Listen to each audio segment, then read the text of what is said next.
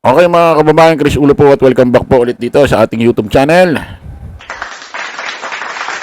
Okay, ito mga kababayan, kahapon wala ho tayong upload video vlog. At tayo ay nagpa-condition muna. Dahil nararamdaman ko kinabukasan, mayroong matitinding balita.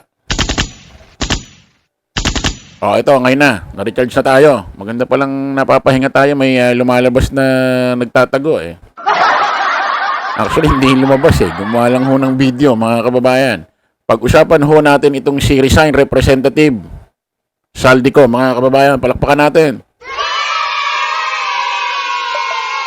Ito mga kababayan, si Saldico sa tinagal-tagal hong nagtatago, sa tinagal-tagal hong nanahimik. About ho dito sa usaping maanumalyang flood control na kung saan pinaiimbestigahan ni Pangulong Bongbong Marcos at gumawa ho ng grupo na kung saan mag-iimbestiga. Ito na nga hong ICI at may nag-imbestiga rin ho sa Congress at ito ay nag-iimbestiga patuloy ho ang Senado Blue Ribbon Committee sa pangunguna ho ni Chairman Ping Lacson. Lumabas na ho sa unang pagkakataon itong si Saldico sa pamamagitan ho ng kanyang video vlog sa kanyang FB. At may mga nagsasabi, totoo ba ito o AI lang? Kasi mga kababayan, ang layo ho ng itsura ni Saldico ngayon. Talagang grabe ho ang kanyang pagkapayat. Kung titignan nyo, kung mapapansin nyo ho sa larawan, ito hong suot niyang blazer, sobrang luwag ho sa kanyang pangangatawan. Ano kaya nangyari dito? Ano to? Nag-diet or nangayayat sa stress? May mga nagsasabi checkin daw itong video ito kung totoo ito. Pero mukhang totoo naman kasi hindi naman ho in-upload sa ibang social media account. Naka-upload ho sa mismong social media account niya. Ayan, Representative Saldico. Depende na lang kung nahack. Hindi naman siguro nahack yan. Pakinggan muna natin ito mga kababayan. Huwag na ho natin pakita yung video. Pakinggan na lang natin. Nagkaka-copyright ho kasi itong ABS-CBN. Pakinggan ho natin itong si Senador Gatchalian, mga kababayan. Hindi, pwede naman pala. Suggestion sa kanya, pumunta na lang siya dito dahil yung kanyang medical certificate hindi naman valid, January pa yon. So wala naman siyang dahilan bakit hindi pumunta dito. I don't even know kung totoo ba siya ba yun or may nagsasabi artificial intelligence. So we need to really validate. Yun ang aking suggestion sa kanya, pumunta na lang siya dito dahil yung kanyang medical certificate hindi naman valid, January pa yon. So wala naman siyang dahilan bakit. Ayan mga kababayan, mga kanalays. Sobrang payat iba na yata mukha ni Saldico sa dating nakikita natin siya sa Congress. Napagkamalang AI ho ang bidyong ito. Pero sa tingin ko hindi ho AI ito. Totoong bidyong ito. Kasi doon nga ho in-upload sa kanyang FB account na Saldico at may part 2 pa raw. Mga kababayan, mga kanalays, ang nakakapagtaka rito kay Saldico sa mga sinabi niya ho, mga kababayan, hindi niya naman ho kasi sinumpaan ito. No? Hindi naman siya nakapag-o-taking dito. No? Hindi niya sinumpaan. Pakinggan ho natin, mga kababayan, mismo yung pahayag ni Saldico na kung saan in-upload niya ho sa kanyang FB. Pakinggan ho natin. Romualdez mag-insert or magpasok ng 100 billion worth of projects sa BICAM. Sana po ay hindi nila ako mapatay bago ko mailabas ang lahat. Ginawa ko lang ang utos sa akin, pero ngayon, handa na akong harapin ang lahat. Ginagamit ng administrasyon ang buong resources ng bansa para tumahimik ako. That he will shoot me if I will talk. Gagamitin ako bilang panakipbutas sa kanilang kampanya laban sa korupsyon. Hindi na ako mananahimik, ilalabas ko ang lahat ng katotohanan. May resibo, may ebidensya, at may pangalan. Oh, hindi pa ho yun ha. Intro pa lang ho yan. Lagyan pa ho ng sound effect para daw mukhang makatotohanan. Yung kanyang mga pinagsasabi. Patuloy natin mga kababayan. Para sa bawat Pilipino, alam ko na buo ang galit ninyo sa akin ngayon. Nauunawaan ko rin kung bakit. Lalo na at malaki ang halagang nakataya.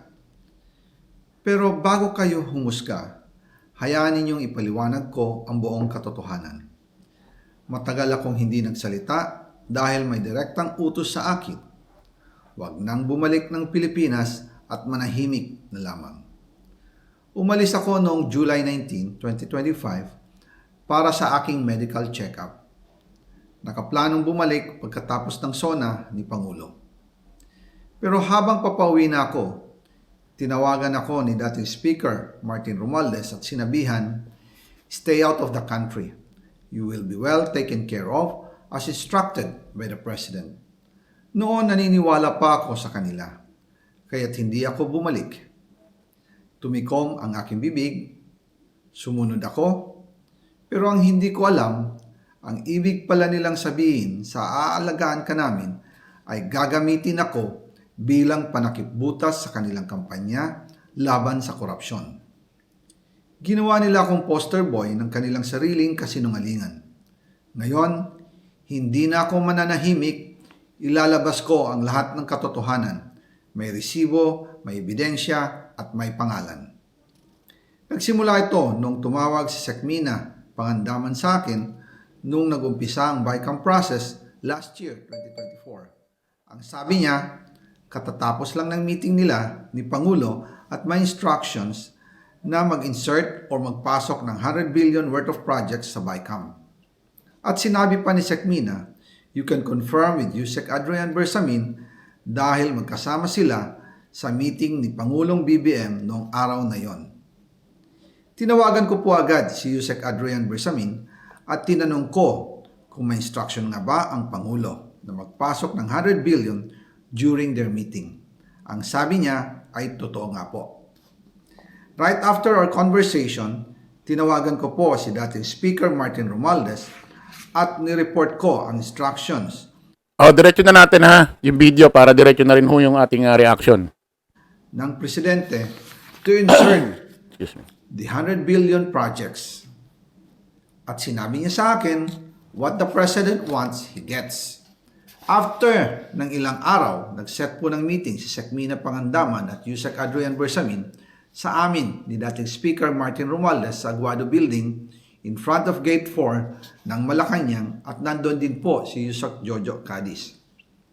During the meeting, binigay po ni Yusek Adrian Bersamin ang listahan na worth 100 billion. Tinanong ko po si Yusek Adrian kung saan galing ang listahan.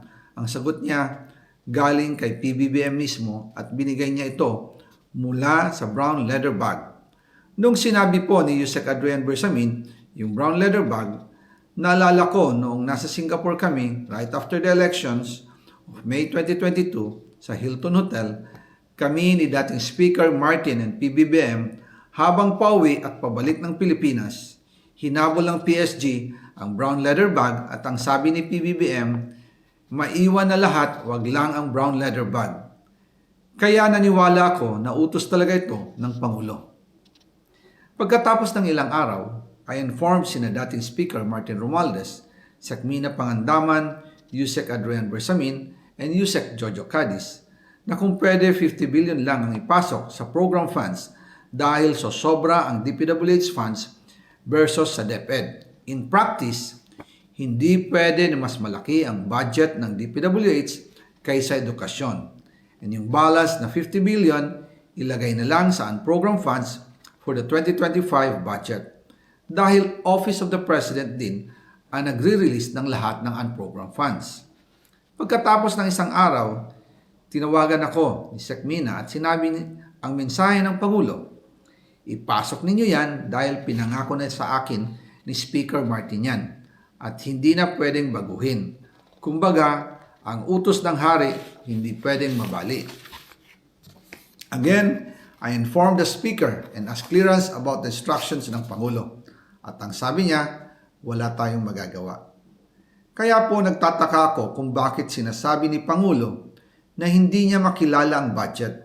Samantalang lahat na binawas at dinagdag sa mga ahensya ng gobyerno ay humihingi ng approval sa kanya si Sec. Mina Pangandaman. O, dyan ho, nagtatapos yung pahayag na inilabas na video, in-upload ho ni Saldico sa kanya mismong FB. Alam niyo mga kababayan, nung napanood ko to kanina, ako'y muntik na ho ako malaglag sa aking kinauupuan, mga kababayan. Alam mo itong pahayag, ginawang video ho ni Saldico, may tuturing ho natin itong parang pilit na pilit, yung para bang damit na maliit na pilit isinusuot sa taong mataba na hindi magkasya-kasya, pinipilit para maisuot. O, parang ganito ho yung pahayag ni Saldico. Ha? O, ito mga kababayan, una, sagutin natin yung sinasabi niya na pauwi na raw siya. Ha? Nung pauwi na raw siya, tinawagan daw siya ni Speaker Martin Romualdez at pinipigilan. Kung talagang gusto kang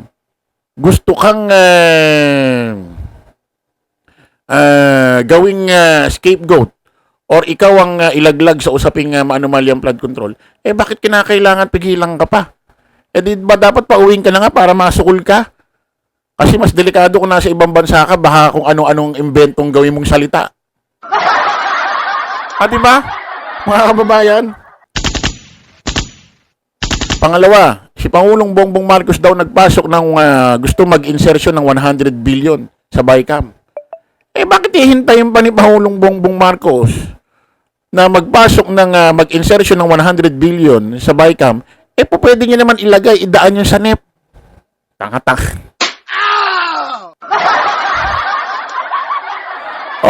Ako mga kababayan, actually nasa isip ko na ito Kasi nga, syempre, nababao na siya, bistadong-bistado na siya, ang dami hong mga witness sa Blue Ribbon Committee na kung saan kinakanta siya, syempre, iisipin niya, bakit ako lang ang malalaglag? Idamay ko na si Speaker Martin Romualdez. Idamay ko na si Pangulong Bongbong Marcos. Kasi lumalabas dito mga kababayan, ang nakatanggap ng mga kickback sa maanumalyang flood control, itong si Pangulong Bongbong, itong si Speaker Martin Romualdez, tapos siya, inosente. Yung mga asset mo lang, mga ari-arian mo lang, hindi na maipaliwanag. Yung air asset mo. Hindi maipaliwanag yung paano ka nagkaroon ng ganong karaming air asset. So, maliwanag mga kababayan, itong si Saldico ho, talagang gagawa at gagawa ho ito ng istorya, Gagawa at gagawa ho ito ng istorya na kung saan para ho si Speaker Martin Romualdez at si Pangulong Bongbong Marcos madamay. Isipin mo, kung si Pangulong Bongbong damay dito, napakatanga naman ni Pangulong Bongbong magpapaimbestiga pa ng ganyan tapos sa bandang huli sasabit din pala pangalan niya. Siyempre, kung ikaw may kinalaman ka dito at alam mo ang investigasyon lalalim ng lalalim at kung sino-sinong tao ang maiimbestigahan, hindi na ako magpapaimbestiga kasi bandang huli pa pwedeng mabanggit ang pangalan ko. At ito yung sinasabi mo, baka nakakalimutan mo. Alam mo bang binito ni Pangulong Bongbong Marcos? Ito, PBBM sign 2025 budget. Bito. 194 billion project. Nakakalimutan ho yata ni Saldico.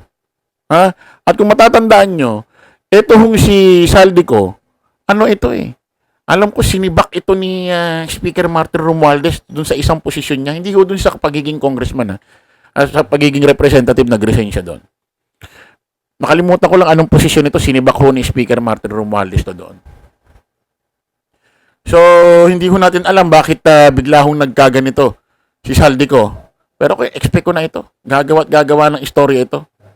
Kasi ano siya, kumbaga mandadamay na eh. Wala, ano na ako eh, lubog na ako eh. Damay ko na kayo lahat kahit gumawa ako ng istorya.